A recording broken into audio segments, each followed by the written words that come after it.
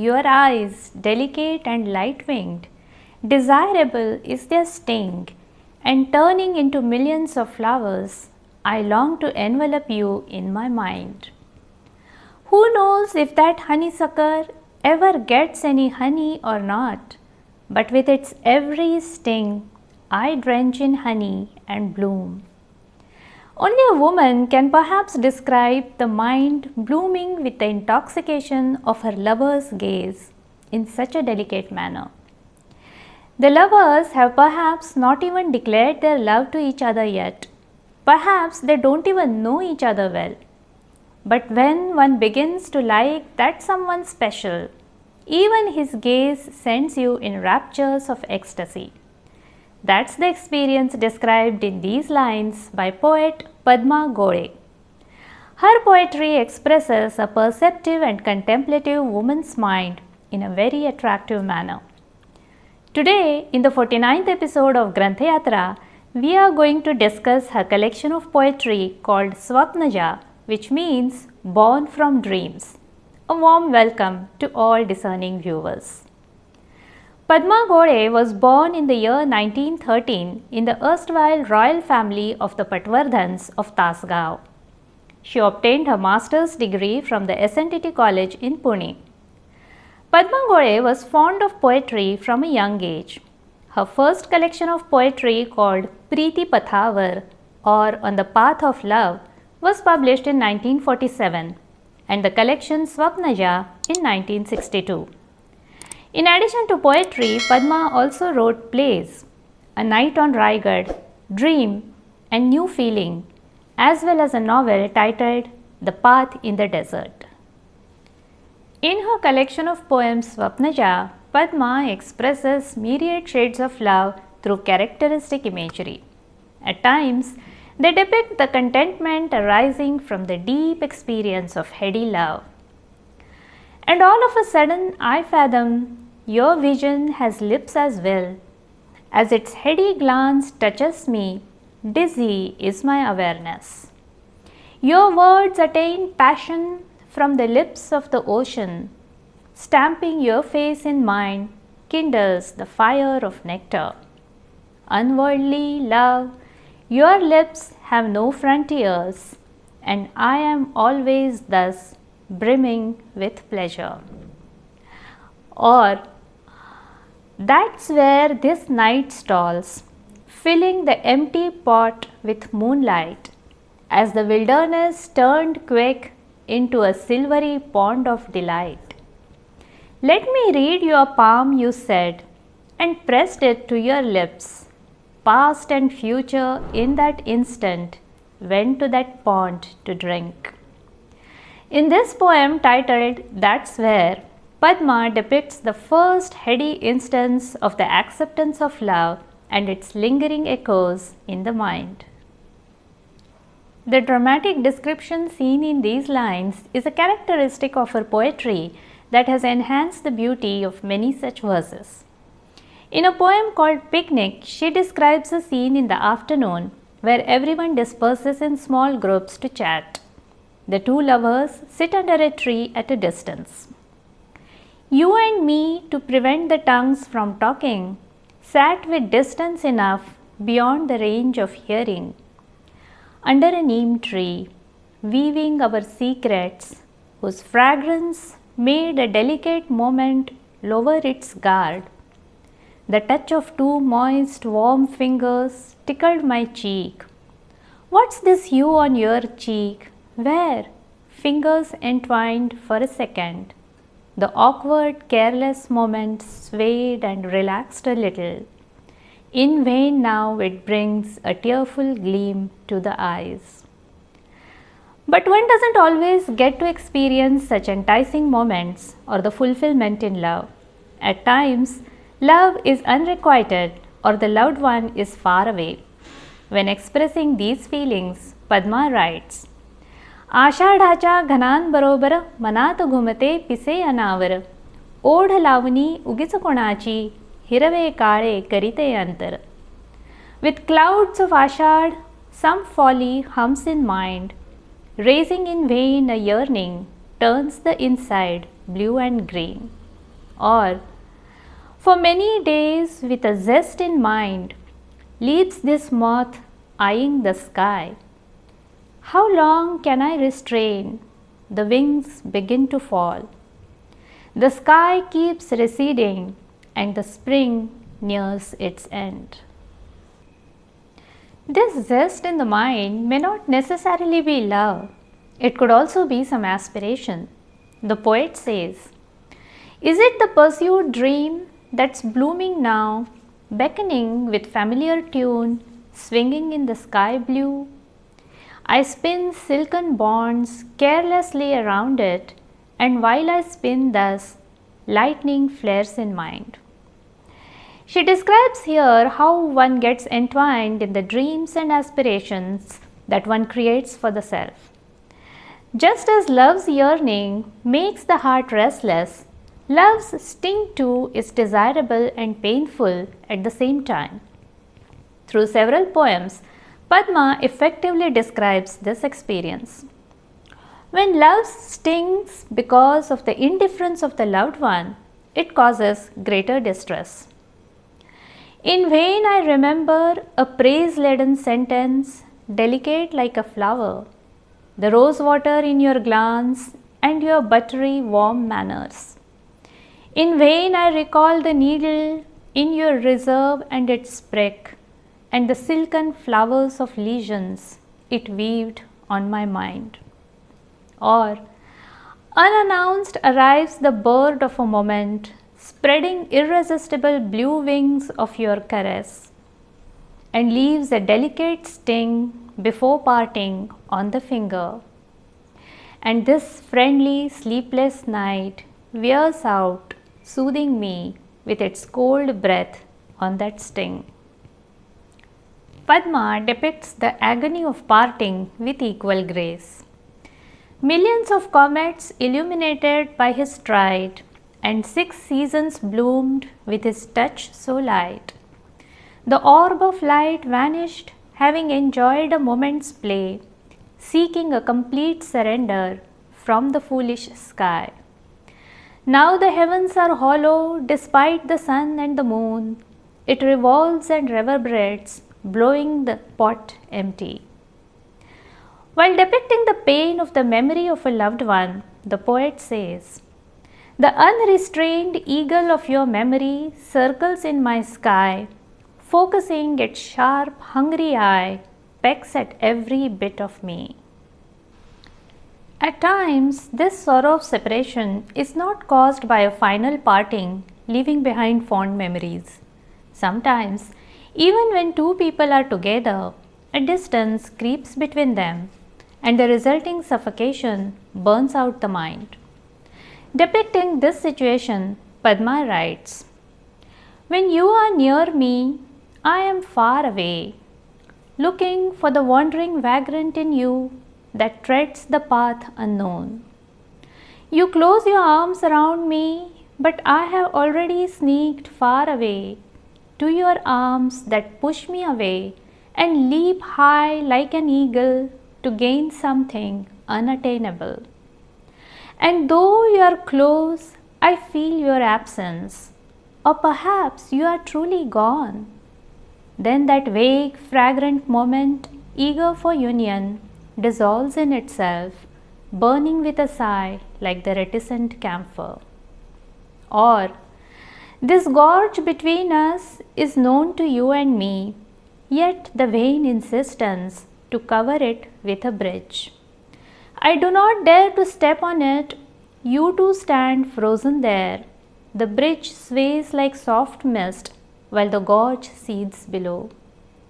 We are fixed on 2 horizons, there's no way to turn back now. The exceptional is always cursed, the way to union is left pining." At times, this distance is not just a silent indifference, but transforms into a fight, and the mind is left repenting afterwards. I did not want to say these indirect, conceited words, nor did I want to listen such final twisted words. I never planned this meeting cruel that rent my heart so. The joy in mind was buried inside, and the sorrow became a sore. Like love, nature too has a special place in the poems of Padma Gore. Sometimes it creates a fantasy world by singing the endearing song of the queen of night flowers and burning the incense of mist, while at others the mist turns into a bird. She spreads her soft silvery wings and sits warming the blue-green eggs of mountain peaks. And sometimes it showers the poet with its treasures of beauty and fragrance. The tiny creation was nothing but the Juhi flower of Shravan. Drenched in its own fragrance, it offered me the dripping beauty. I still stand dripping with fragrance, drunk with sunshine of years, blooming like Juhi of Shravan, my wet body dripping with flowers. The nature does not appear as a mere backdrop in Padma's poetry, but acts as a catalyst that invokes human feelings in tune with those emotions. Sometimes the elements of nature create a glorious allegory that the poet uses to effortlessly reveal layers of emotions that are not easy to express. In the poem called The Love Song of Earth by Kusumagraj, we have seen Earth refusing the love of the Venus and the Moon. She is a lover who willingly surrenders herself to the sun's brightness, although she knows that a union with the sun would result in her annihilation. In Padma Gore's poem, love is not that simple or straightforward. In her poem, Full Moon Night of Jeshtha, she builds an allegory based on a ritual where married women worship the fig tree to seek the company of their husbands for 7 consecutive births. In this poem, the full moon night is a dutiful wife getting ready for the ritual of fig tree worship. Here comes the full moon night so bright, wet hair adorned with strings of flowers white. She wears new green grass as robes. Gulmohar paints her delicate soles. She carries the offerings in her hand left, daintily gathering her robes in her haste. Walking with maidens going for worship, what dreams float in her faithful eyes. Chanting husband's name with eyes closed, her lips moving to say prayers blessed. Birth after birth, grant me the company, she stutters, whose face replaces the moon in her mind. And she remembers her promise to the Venus of being his beloved in her next birth. Despite her confusion, she completes her prayers for her husband, the moon. But the old, experienced fig tree yearned with pity and dropped a tear of compassion on the night's head.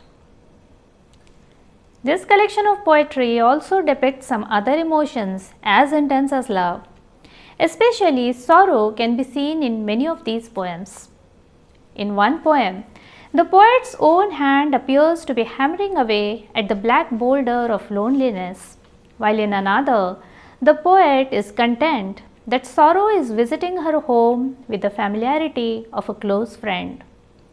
In her poem, I Ask for Sorrow, she seeks big sorrows that nurture. I seek a sorrow proud like that of the king eagle that can bring ambrosia from heaven to release his mother from bondage. I seek a sorrow so tall that will make the Himalayas bow and bend the skies to unleash a river pious of tears that will liberate these millions of cursed sons of King Sagar.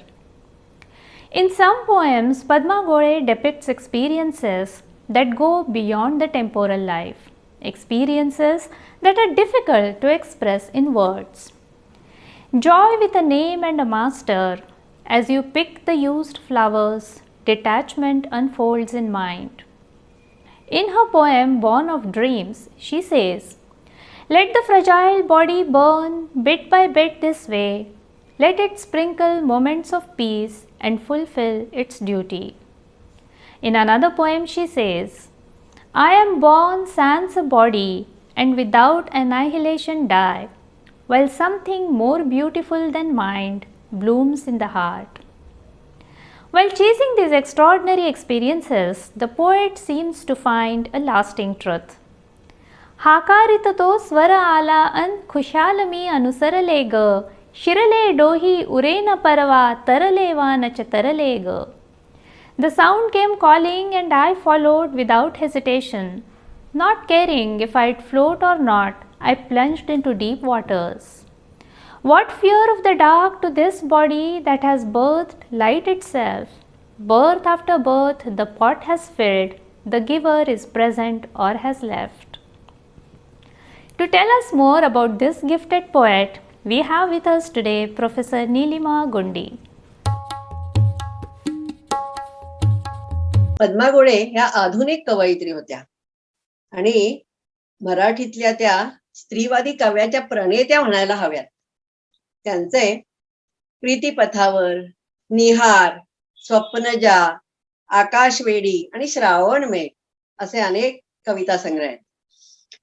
मी माणूस ही त्यांची जी कविता आहे ना, ती मराठीतली पहिली स्त्रीवादी कविता असं म्हणायला हरकत नाही. निहार या संग्रहातली ती कविता आहे. त्यात त्यांचे विचार पण आहेत आणि भावना पण आहेत आणि दोन्हींचा अतिशय चांगला मेळ जुळलाय. त्यांनी सुरुवातीलाच सांस्कृतिक प्रतिमांची स्त्री असते त्याबाबत दंभस्फोट व्यक्त केलाय. सगळं खोटं, प्रेम खोट, काम खोटा, साऱ्या साऱ्या नकली नोटा. 3 पानी कविता ही इतकी वक्तृत्वपूर्ण आहे. मग त्या म्हणतात स्त्री देवी हे तर खोट, स्त्री सखी हेही खोट, स्त्री सुंदर चलनी हुंडी, स्त्री म्हणजे नुसती कुंडी. तेव्हा स्त्रीला समाजामध्ये ज्या पद्धतीनं वागवलं जातं त्याची जी आपल्याला समोर उदाहरणं दिसत असतात. नंतर त्या म्हणतात स्त्री म्हणजे केवळ मांस, शिकाऱ्याच्या हातात फास. अगदी अचूक सरसंधान केलंय त्यांनी. मग त्या म्हणतात स्त्रीला जाग करतात आणि म्हणतात लाव आपल्या शस्त्राधार, झेल अंगावरती वार. आणि मग तिला म्हणायला सांगतात ठामपणे नाही हो मी नुसती नार, पैजेसाठी जी लाचार, शेजेसाठी आसुसणार, नाही मी नुसती मादी, मी माणूस माणूस आधी. तेव्हा स्त्रीच्या जगण्याला प्राणी पातळीवरच्या जगण्यापलीकडचं परिमाण आहे हे त्यात लक्षात आणून दिलंय. स्त्री पुरुष समतेचा उच्चारही आपोआपच त्यातनं व्यक्त होतोय. त्यांची आणखीन एक लक्ष्मण रेषा ही कविता आहे. छोटीशी आहे पण फार बोलकी आहे. आणि त्यात त्यांनी रामायणातली जी म्हणजे पुराण कथेतली जी प्रतिमा आहे ती वापरली आहे आणि आधुनिक काळाच्या संदर्भात वापरली आहे. लक्ष्मण रेषा ओलांडल्यामुळे सीतेला रावणाने पळवलं, 10 तोंडी रावणाने. आता ते संदर्भ इथे कसे प्रतिमा रूपात येतात पहा. यात आधुनिक काळामध्ये स्त्रीला अर्थार्जनासाठी घराचा उंबरा ही लक्ष्मण रेषा ओलांडावीच लागते. आणि मग म्हणून ती स्त्री म्हणते की जिला सगळीकडनं पुरुषांच्या बाबतीत भय आहे की आमच्या पुढे 10ही दिशा लक्ष्मण रेषा. आणि या वेळेला तिला मग असं वाटतं की सीतेला निदान धरती मातेने तरी जवळ घेतलं, इथे कोणाची आम्हाला सुरक्षितपणाची वाट आहे. म्हणून मग शेवटची ओळ येते घेत नाही धरणी दुभंगून. तेव्हा हे जे आधुनिक स्त्रीचं भय आहे ते फार त्यांनी चांगलं टिपलेलं आहे. त्यांच्या कवितांमध्ये ना आधुनिकता आणि परंपरा यांचे खूप ताण व्यक्त झाले आहेत. त्या एका कवितेत म्हणतात झाले विलीन आमुचे व्यक्तिमत्व घराण्यात, सुगंधाने व्यापी घर उदबत्ती की जळत. तेव्हा समर्पणाचा कुठेतरी सतत एक ताण असे. त्यांची चाफ्याच्या झाडा ही कविता खूप बोलकी आहे. चाफ्याचं झाड हे निगराणी शिवाय वाढतं आणि तसंच स्त्रीला सुद्धा मनात खूप तसंच कोंडून ठेवत आपलं दुःख इतरांना हसून स्वागत करत जगावं लागतं आणि जीवन सुगंधी करत राहावं लागतं. म्हणून त्या म्हणतात चाफ्याच्या झाडा हसून सजवायचं ठरलंय ना, कुठे नाही बोलायचं, मनात ठेवायचं, फुलांनी ओंजळ भरली आहे ना. त्यांची आणखीन एक कविता आहे मी घरात आले. आणि या कवितेत त्यांनी आत्मशोध व्यक्त केलेला आहे की त्या शेवटी म्हणतात की माझी मला शोधू दे. हा त्यांचा श्रावणमेघ संग्रह आहे. म्हणजे त्यांचा प्रवास पुन्हा बघा कसा आहे तो. आणि आणखीन त्यांची एक कविता आईपणाची भीती ही पण खूप सुंदर आणि त्या काळात आधुनिक काळातल्या स्त्रीचं जे आईपणाचं भय आहे ते व्यक्त करणारी आहे. त्यांची आकाशवेडी ही पण एक अतिशय सुंदर कविता आहे. त्यात त्या म्हणतात, अशी झेप घ्यावी असे सूर गावे, घुसावे ढगा माझी बाणापरी, ढगांचे अबोली भुरे केशरी रंग, माखून घ्यावेत पंखांवरी. अशा शब्दात त्यांनी स्त्रीला सर्जनशीलतेच्या बळावर उंच भरारी घेण्याची प्रेरणा दिलेली आहे. अशा पद्धतीनं त्यांनी स्त्रीला एक नवीन युगाची वाट दाखवली आहे, ती फार महत्वाची आहे. धन्यवाद. Do read the poetry of Padma Gore, who expresses the minute shades of love through exquisite imagery. Her collection Swapnaja is not available for sale at present. This book was made available for Granthayatra by Mr. Shrikant Bhatkar of Mumbai. On behalf of our entire team, I thank him for his prompt help. In the next episode of Granthayatra, we shall meet to discuss a novel based on the life of a brilliant historical character. Until then, keep reading.